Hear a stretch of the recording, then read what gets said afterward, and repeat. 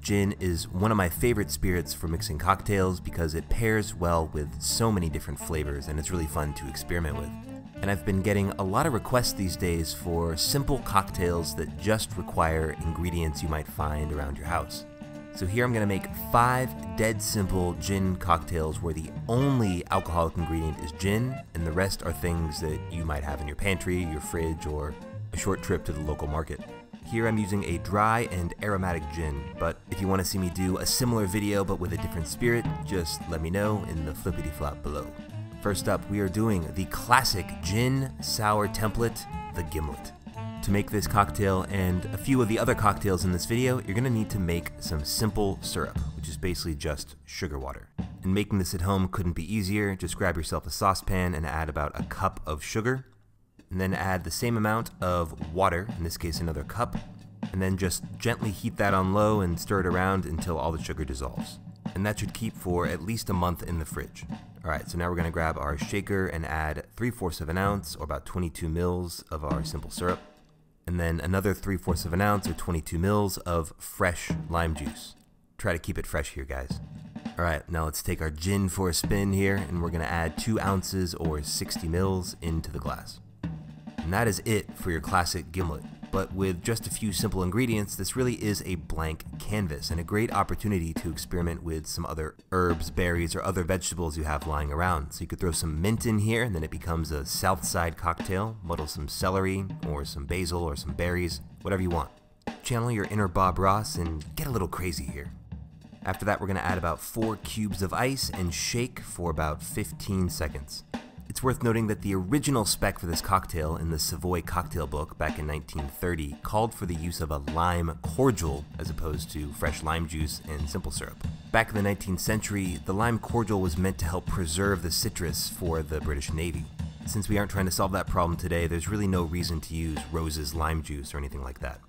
Alright, once this drink has been properly chilled and diluted, we're going to double strain it into a chilled coupe glass like this. And there you have the Gimlet. A simple 3-ingredient cocktail. Let's give it a taste. And that's just delicious. Clean, simple, refreshing, not very complex, but super well balanced. If you're looking for a vehicle to try out some ingredient lying around your house, this is the cocktail to try it with. Next up, we have another simple 3-ingredient cocktail, the Bee's Knees. The star of this show is your honey syrup, which is basically a simple syrup made with honey instead of raw sugar. The reason we need to turn the honey into a syrup is because it's too thick and viscous to work with in cocktails. So we're going to add equal parts honey and water into a saucepan and gently heat and stir until it is combined. Don't allow it to boil. And again, store that in the fridge for up to a month. Okay, this is going to be a very similar spec. We're going to start with 3/4 of an ounce or 22 mils of our honey syrup. And instead of lime juice, we're going to use lemon juice, another 3/4 of an ounce or 22 mils. Let's get our second gin workout for the day and add 2 ounces or 60 mils into the shaker glass. And just like with the Gimlet, right now would be an opportunity to play with some ingredients you might have lying around, like some ginger would be great to muddle in here, some lemongrass or some thyme. Find freedom on this cocktail canvas. After that, we're again going to shake with ice for about 15 seconds. A little bit of history here. This cocktail was a Prohibition-era drink likely designed to mask the flavor of poor quality bathtub gin. The Bee's Knees, of course, is classic Prohibition-era slang, meaning the best. As in, hey, the giggle water at this juice joint is the Bee's Knees. Sorry. And then just like with the Gimlet, we're going to double strain this into a chilled coupe, and the proteins in the honey are actually going to give it a bit more of a foamy texture. And then we're just going to cut a twist of lemon, express the oils over the top, and drop it in. Alright, the Bee's Knees. This drink is so simple and so delicious. I mean, if you like honey, it really shines in this drink. And the lemon just rounds it out perfectly. Honestly, this is one of my favorites and so easy to make at home. Alright, let's introduce a little protein into the mix with one of my favorite egg white cocktails, the Clover Club. So for this one, you're going to need a handful of raspberries as well as 1 large egg. And we're going to incorporate this into our standard sour template, starting with 3/4 of an ounce or 22 mils of our simple syrup. Balance that out with another 3/4 of an ounce or 22 mils of fresh lemon juice. grab your favorite ginfluencer and add 2 ounces or 60 mils into the glass. Now some Clover Club recipes call for raspberry syrup. We're going to simplify things and just toss in 5 whole raspberries. Again, we're going to add 4 cubes of ice and shake this for about 15 seconds, and that's going to help extract some of the raspberry juice into the drink. Now this drink is a pre-Prohibition cocktail. It dates back to the late 19th century, named after a group of Philadelphia gentlemen who had a men's club called the Clover Club. We're using the reverse dry shake method here, where we're going to shake it with ice and then strain everything out back into the shaker glass. Now that everything's been chilled and diluted, we're going to add in our egg white. So just kind of play with this back and forth until you drop in just the egg white. Now we're going to dry shake with just that egg white, and that's going to give us that nice creamy texture. While the salmonella risk is quite low, if you're worried about that, you can use pasteurized eggs or even chickpea brine, which is called aquafaba. Once you've shaken that up for about 15 seconds, there's no need to strain, just free pour that right into a chilled coupe glass. This technique of reverse dry shake is going to yield a really nice head of foam. We'll do a little time lapse here to wait for it to settle, and then we're going to garnish that with a couple raspberries on a pick. Alright, the beautiful Clover Club cocktail. Let's give it a taste. This drink is so damn good. Something about the gin and the botanicals play so well with the berries, and again, that egg white gives it such a creamy mouthfeel. There's a reason why they call this the gin drink for people who don't like gin. Next up is probably my favorite of the bunch, Gordon's Breakfast.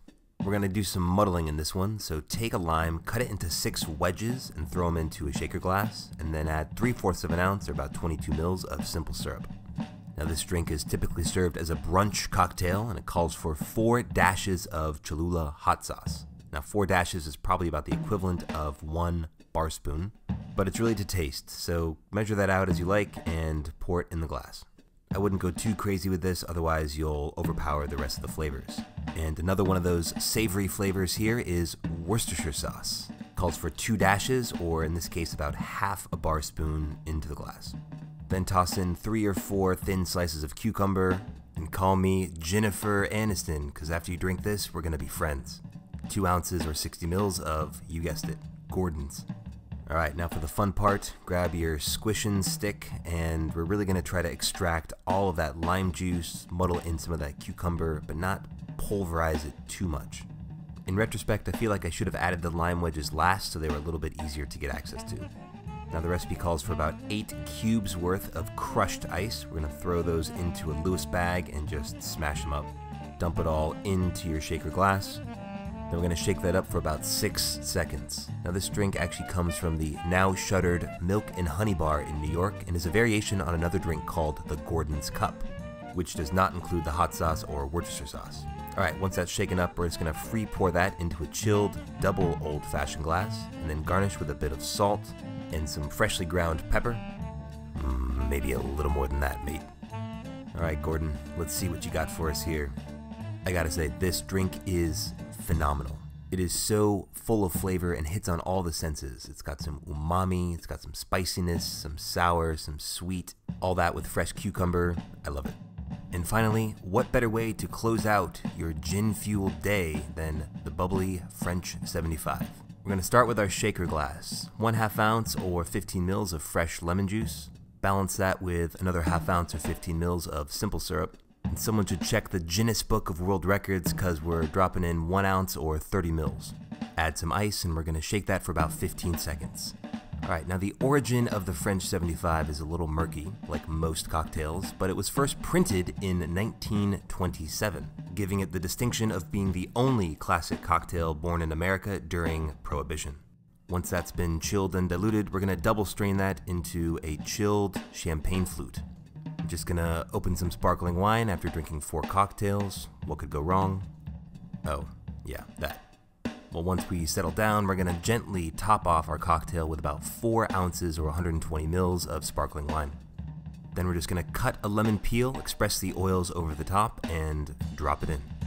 Okay, the classic French 75. And what can I say? It's super refreshing, well balanced. It's like a leveled up celebratory drink. And named after a French artillery gun, this one does pack a punch. That's why they call it the most powerful drink in the world.